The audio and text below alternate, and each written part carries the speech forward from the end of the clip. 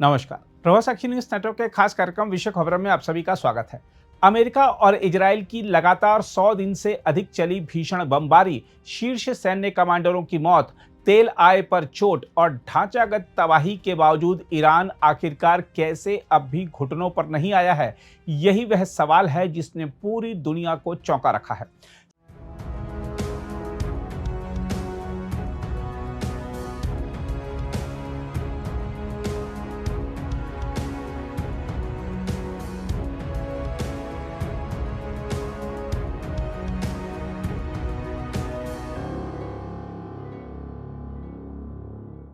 सवाल उठ रहा है कि आखिर वह कौन सी ताकत है जो तेहरान को अब भी टिकाए हुए है। दुनिया जानना चाहती है कि कैसे एक ऐसा देश जिसकी अर्थव्यवस्था वर्षों से प्रतिबंधों और अलगाव का बोझ झेल रही थी, वह युद्ध के इतने गहरे घावों के बाद भी अपने नागरिकों और सैनिकों की जरूरतें पूरी कर पा रहा है। हम आपको बता दें कि संयुक्त राष्ट्र के अनुमान के मुताबिक युद्ध ने ईरान को करीब 347 अरब डॉलर का नुकसान पहुंचाया है और इस वर्ष उसकी अर्थव्यवस्था 6% से अधिक सिकुड़ सकती है। अस्पताल, विद्यालय, गैस क्षेत्र, इस्पात संयंत्र और रिहायशी इलाके तक हमलों में तबाह हो चुके हैं। हजारों लोगों की मौत हुई है और लाखों परिवारों की जिंदगी बिखर गई है। इसके बावजूद ईरान की व्यवस्था पूरी तरह ढही नहीं है। यही बात पश्चिमी देशों के लिए सबसे बड़ी चिंता बन चुकी है। दरअसल ईरान कोई साधारण अर्थव्यवस्था नहीं है। उसने दशकों तक युद्ध, आर्थिक नाकेबंदी और अंतर्राष्ट्रीय प्रतिबंधों के बीच जीना सीखा है। अमेरिका द्वारा परमाणु समझौते से बाहर निकलने के बाद लगाए गए कठोर प्रतिबंधों ने ईरान को पहले ही आत्मनिर्भर बनने की दिशा में धकेल दिया था। यही वजह है कि आज जब तेल व्यापार पर हमला हुआ, तब भी ईरान पूरी तरह से टूट नहीं पाया।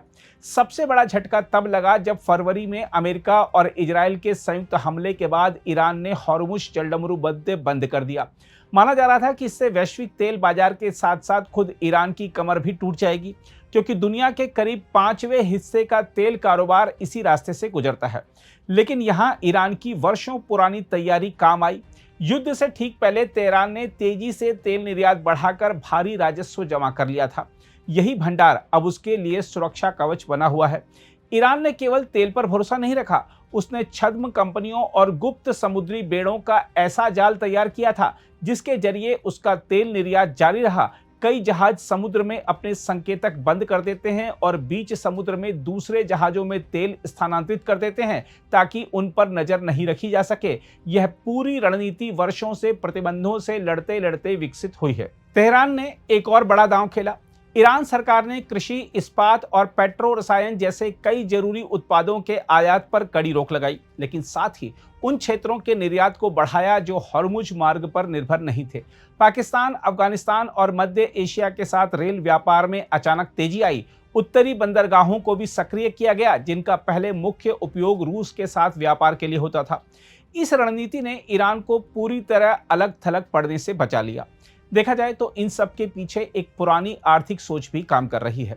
वर्ष 2013 में ईरान के तत्कालीन सर्वोच्च नेता आयतुल्लाह अली खामेनेई ने आर्थिक प्रतिरोध की नीति लागू की थी। इसका उद्देश्य विदेशी आयात पर निर्भरता घटाकर घरेलू उत्पादन को मजबूत करना था।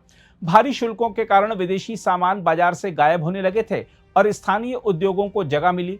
आज वही नीति युद्ध के दौर में ईरान के लिए ढाल साबित हो रही है। हालांकि इसका मतलब यह नहीं कि ईरानी जनता आराम से जीवन जी रही है। हालात बेहद कठिन हैं। अंतर्राष्ट्रीय मुद्रा कोष के मुताबिक इस वर्ष ईरानी अर्थव्यवस्था दशकों की सबसे खराब गिरावट का सामना कर सकती है।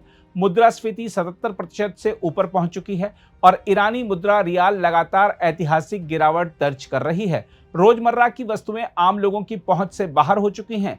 अंडे, चावल और आलू तक महंगे हो गए हैं। लोग मांस और चिकन छोड़कर सोयाबीन जैसे सस्ते विकल्प अपनाने को मजबूर हैं। स्थिति इतनी खराब हो चुकी है कि अब किताबें और टैक्सी यात्रा जैसी सामान्य सेवाओं के लिए भी किश्तों की व्यवस्था की जा रही है, ऐसी रिपोर्टें हैं। नकदी संकट के कारण परिवार उधार पर निर्भर हो गए हैं। बेरोजगारी भी तेजी से बढ़ी है। ईरान के श्रम और सामाजिक कल्याण मंत्रालय के अनुसार अमेरिका ईरान तनाव शुरू होने के बाद से कम 10 लाख नौकरियां खत्म हो चुकी हैं। संयुक्त राष्ट्र विकास कार्यक्रम का अनुमान है कि करीब 41 लाख लोग अंतर्राष्ट्रीय गरीबी रेखा से नीचे जा सकते हैं। यही नहीं, युद्ध से पहले भी ईरान की हालत बहुत अच्छी नहीं थी। अमेरिकी प्रतिबंधों ने विदेशी मुद्रा की आपूर्ति लगभग खत्म कर दी थी। डॉलर की कमी के कारण आयात महंगे होते गए और जनता पर महंगाई का बोझ बढ़ता गया। रियाल की गिरावट के खिलाफ देश में बड़े पैमाने पर प्रदर्शन हुए, जिन पर कठोर कार्रवाई भी हुई। ईरान सरकार ने केंद्रीय बैंक प्रमुख को बदला, नकद सहायता योजनाएं शुरू की और सरकारी कर्मचारियों के वेतन बढ़ाए, लेकिन जनता को राहत नहीं मिल सकी। उधर इस तरह की खबरों के बीच एक और दिलचस्प मोड़ तब आया जब भारत स्थित ईरानी दूतावास ने मीडिया में चल रही उन खबरों को सिरे से खारिज कर दिया जिनमें कहा जा रहा था कि ईरान में आवश्यक वस्तुओं की भारी कमी हो गई है। दूतावास ने दावा किया कि राष्ट्रपति मसूद पेजेश्कियन के नेतृत्व में सरकार ने आपूर्ति व्यवस्था को पूरी तरह स्थिर बनाए रखा है और देश में किसी जरूरी वस्तु का संकट नहीं है। साथ ही कुछ विदेशी माध्यमों पर पक्षपातपूर्ण खबरें फैलाने का आरोप भी लगाया गया। लेकिन यहाँ सबसे बड़ा सवाल अब यह है कि क्या आर्थिक संकट ईरान में सत्ता परिवर्तन का कारण बन सकता है। विश्लेषकों का मानना है कि जन असंतोष जरूर बढ़ रहा है, लेकिन सत्ता परिवर्तन का खतरा फिलहाल सीमित है।